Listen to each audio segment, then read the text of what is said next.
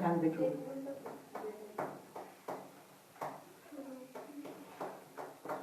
गड़बड़ हो गई तो बोले हुए गड़बड़ नहीं है।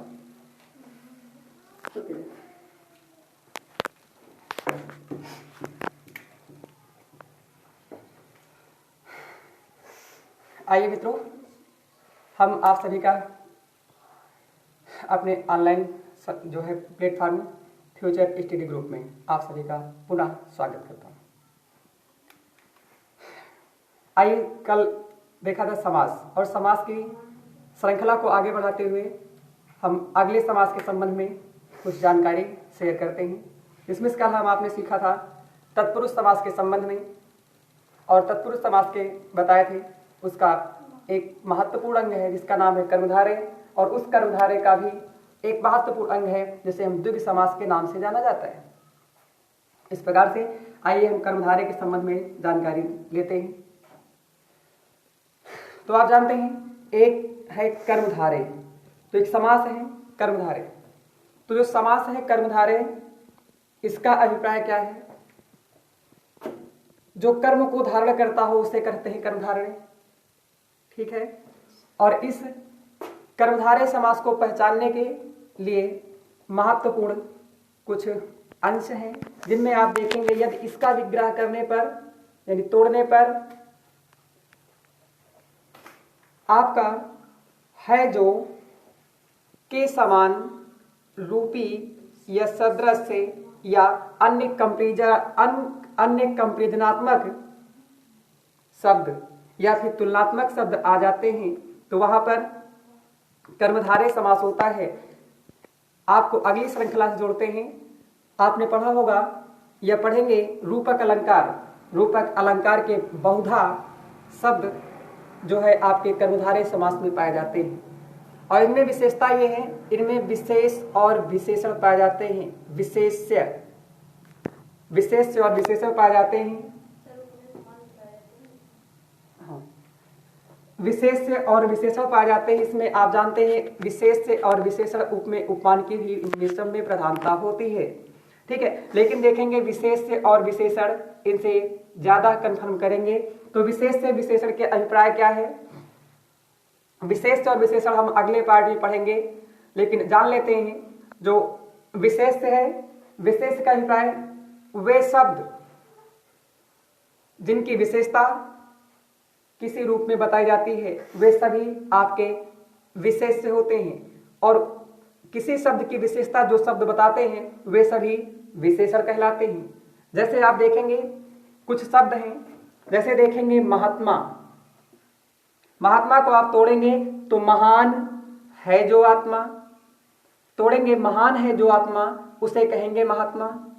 सन्मार्ग, सन्मार्ग का अभिप्राय सत है जो, अर्थात सत का मतलब सत्य, यानी सत्य है जो मार्ग, उसे ही कहते हैं सन्मार्ग। तो सत्य है तोड़ने पर आपने देखा होगा इसका विग्रह करने पर आया है जो, तो सत्य है जो मार्ग उसे कहते हैं सन्मार्ग। इसी तरह आप देखेंगे पीत सागर, अर्थात पीला है जो सागर, उसे कहते हैं पीत सागर।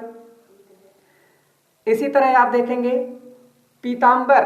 पीतांबर का अभिप्राय क्या है? पीला है जिसका वस्त्र, अर्थात कौन सा? जानते हैं बहुव्रीहि समास होगा, लेकिन नहीं है तो कर्मधारय समास होगा। महाकाव्य, महाकाव्य का मतलब महान है जो काव्यों में, उसे ही कहेंगे महाकाव्य। इसी तरह देखेंगे श्वेत पत्र। श्वेत का मतलब सफेद है जो पत्र, उसे कहते हैं श्वेत पत्र। नराधम, नरो में है जो अधम, उसे कहते हैं नराधम। ओके, आइए देखते हैं। जैसे है महाकाव्य, तो महाकाव्य को हमने विग्रह किया बस एक को समझने के लिए, तो महान है जो काव्य, महान है जो काव्य आप जानते हैं पहचानेंगे इनसे बीच में तोड़ने पर।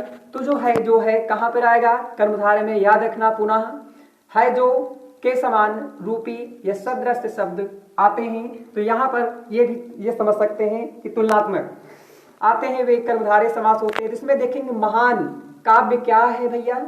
महान है। तो महान जो है, महान कौन है? काव्य है। तो जो काव्य है, काव्य क्या? काव्य आपका विशेष से हो जाएगा। क्या हो जाएगा? विशेष से। और विशेष तो काव्य की विशेषता क्या है? महान है। तो क्या हो जाएगा? विशेषण, है ना। जैसे कहा गया तुम बहुत गंधैला हो, तो मतलब कहने क्या है? तुम का मतलब तुम और तुम्हारी विशेषता क्या है? गंधैला। तो गंधैला क्या हो जाएगा? गंधैला आप देखेंगे विशेषण हो जाएगा।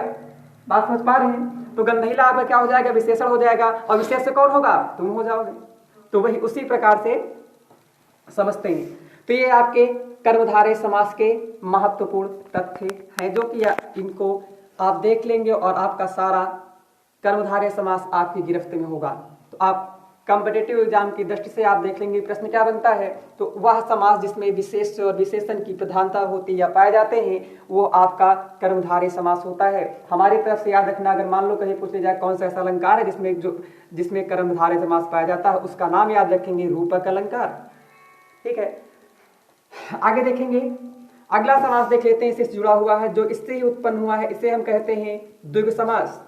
द्विगु समास का अभिप्राय क्या है? द्वि का मतलब होता है, ये क्या है भैया? संख्या है। तो जिसमें पूर्व पद संख्यावाचक होता है वो सब के सब द्विगु समास होते हैं।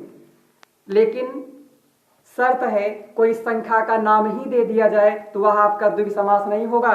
जैसे 51, 71, 4, 5, 9 ये संख्या है भैया।